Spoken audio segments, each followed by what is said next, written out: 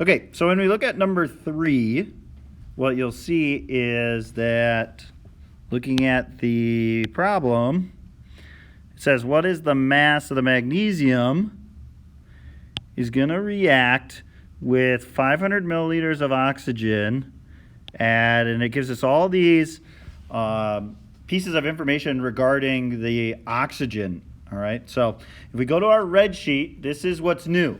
Okay, so looking at our red sheet here, in this case, it's not giving us a mass, right, like the first two problems did. In this one, it's giving us a volume. So now, instead of doing the Stoich first and then the ideal gas law, we're going to flip those. So we're going to have to plug it into the ideal gas law first and then do the stoichiometry. So the first thing we want to do is we want to lay out the variables. So for our PivNert, so PV, N, R, and T. So my pressure is going to be 70 kPa. My volume, in this case, it gives me my volume is 500 milliliters. We're going to find N. The R value, again, we look on that red sheet for kPa, and it tells us we should use the R value 8.314.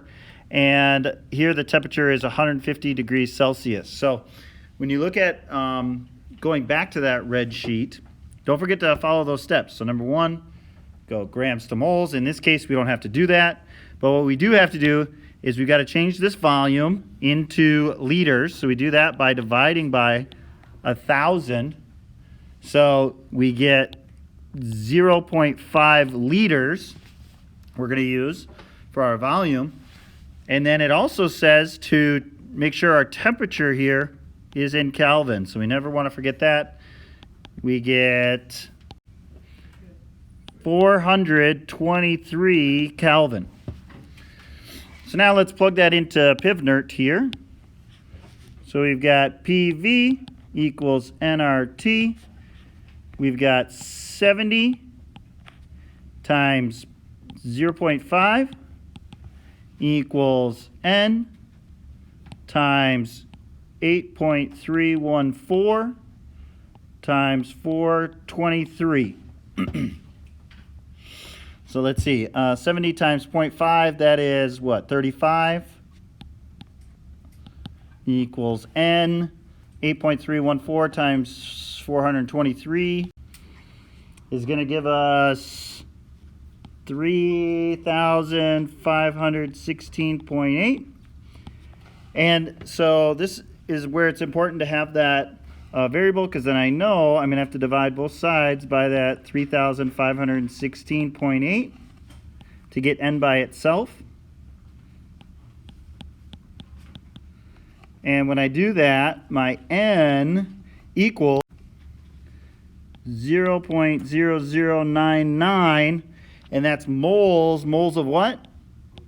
O2. Yeah, oxygen. All right, because all this stuff is based off of oxygen.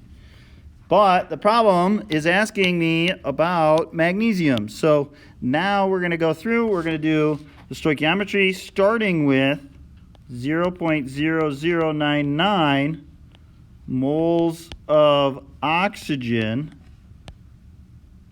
Hopefully I don't run out of space here. And I'm just going to put boxes around what we're dealing with here, because when we do stoichiometry, it's just between these two things, oxygen and magnesium. So for every, it looks like 1 mole of oxygen, you're going to have 2 moles of magnesium. And the last thing, mass, we always measure mass in grams, so 1 mole of magnesium weighs 24.3 grams. So when I take 0.0099 times 2 times 24.3, I should get an answer of 0.48 roughly grams magnesium. All right, so hopefully that helps.